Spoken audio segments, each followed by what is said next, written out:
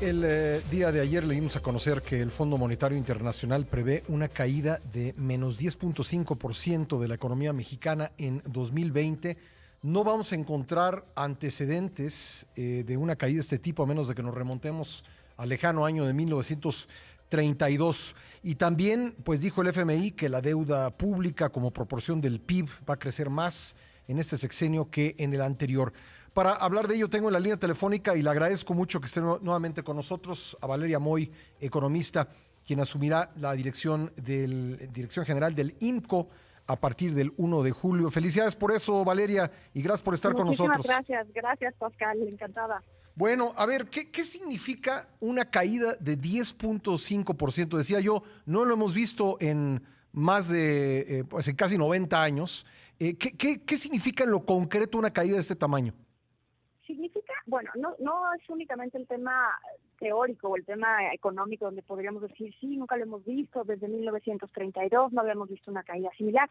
Yo creo que una caída de 10.5% es algo que nos va a pegar a todos en términos de, al más suertudo le va a pegar.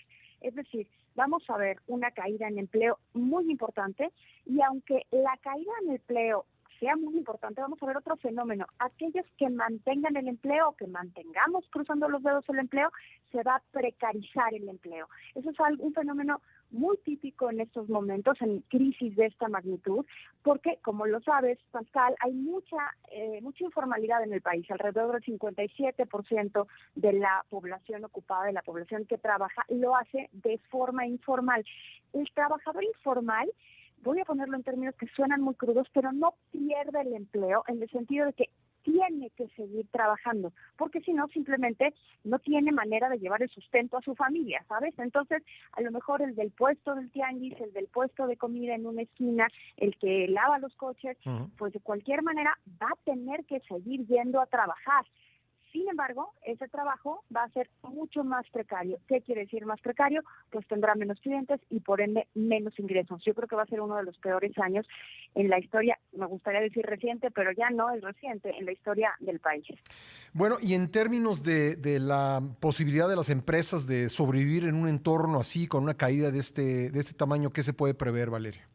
No, bueno, también muchísimas empresas van a desaparecer. Vamos a ver cuáles siguen sobreviviendo cuando se empieza a levantar este confinamiento, este encierro que estamos viendo, pero ojo, con las nuevas condiciones sanitarias, muchas no van a ser solventes. O sea, si a un restaurante le dices, bueno, puedes abrir, pero con el 30% del aforo que tenías, o a un cine, que de entrada los cines ya venían un poco pasando un momento complicado, le dices, solo puedes abrir con, no sé, el 20, el 30% del aforo que tenías antes, pues simplemente son negocios que no van a continuar siendo viables, y entonces lo que veremos es un cierre de empresas que no únicamente va a ser ahorita, no únicamente, cuando hablamos de la reapertura mucha gente piensa que es como subir la cortina, ¿sabes? Como bajé la cortina en este encierro y ya nada más la subo. Eso no va a ser así, porque este regreso a la pseudo normalidad va a ser con reglas distintas, va a ser con condiciones distintas, y esas condiciones van a hacer que muchas empresas no van a poder sobrevivir con el modelo de negocios que tenían antes.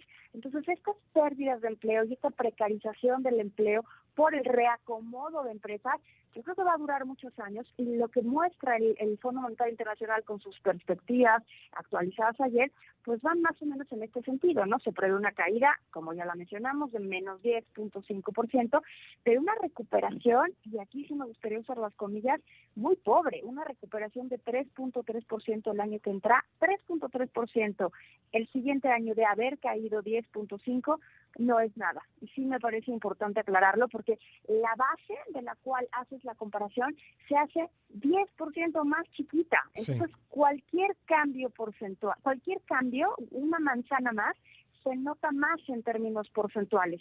Y eso, ese 3.3% nos demuestra que para México se ve una recuperación muy lenta, mucho más lenta de la que se ve para el resto del mundo. Imagínate, para las economías emergentes, el Fondo Monetario está previendo una recuperación para el año que entra de 5.9%, para las economías avanzadas de 4.8%, para la economía global de 5.4%, para México de 3%. Ya Entonces, se comienza a hablar que esta va a ser una crisis que tarde años en alcanzar el nivel pues que se tenía antes de que comenzara. Va a ser una recuperación muy lenta. El nivel, quién sabe cuándo lo recuperemos, porque depende de las políticas públicas que se vayan implementando y de la apertura a la inversión que observemos, que como sabes no ha sido una característica de esta administración, y pues podríamos regresar al nivel que teníamos en el 2019, que ojo, el 2019 ya había sido un mal año, quizás en 2025, 2026. O sea que vamos a esperar una recuperación muy lenta y esto siempre va en detrimento de la población, siempre va en detrimento de los ciudadanos. Son momentos en donde la pobreza aumenta y la desigualdad se hace todavía mayor. ¿Qué implica este otro dato que dio el FMI, que la deuda pública crecerá más en este sexenio en relación o en comparación con el PIB que en el sexenio anterior? ¿Qué efecto tiene, digamos, sobre la vida diaria de los mexicanos?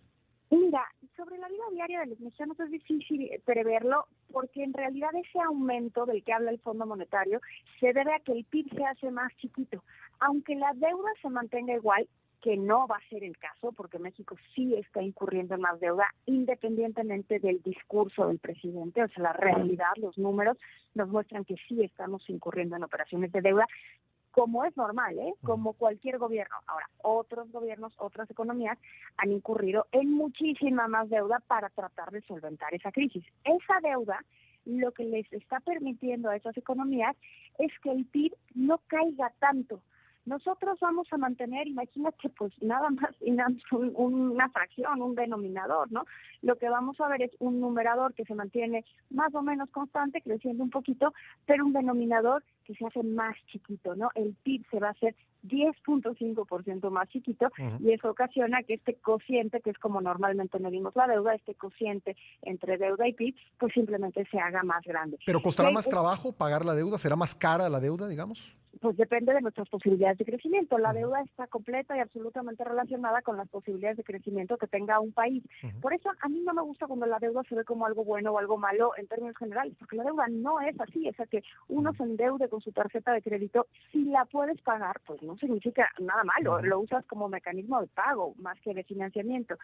El problema va a ser que no se vislumbra que podamos pagar esa deuda de forma, o sea, sí la vamos a poder pagar, espero que no nos quiten el grado de inversión, pero no la vamos a poder pagar con la facilidad que tendrían otras economías, precisamente porque el PIB lo estamos frenando, deteniendo el crecimiento económico, que es a partir de ahí, de esos recursos, mientras crezca el PIB, evidentemente hay más recursos fiscales y con esos recursos se puede ir solventando la deuda. Aquí lo que estamos haciendo es limitar el crecimiento del PIB. Pues ahí está, clarísimo.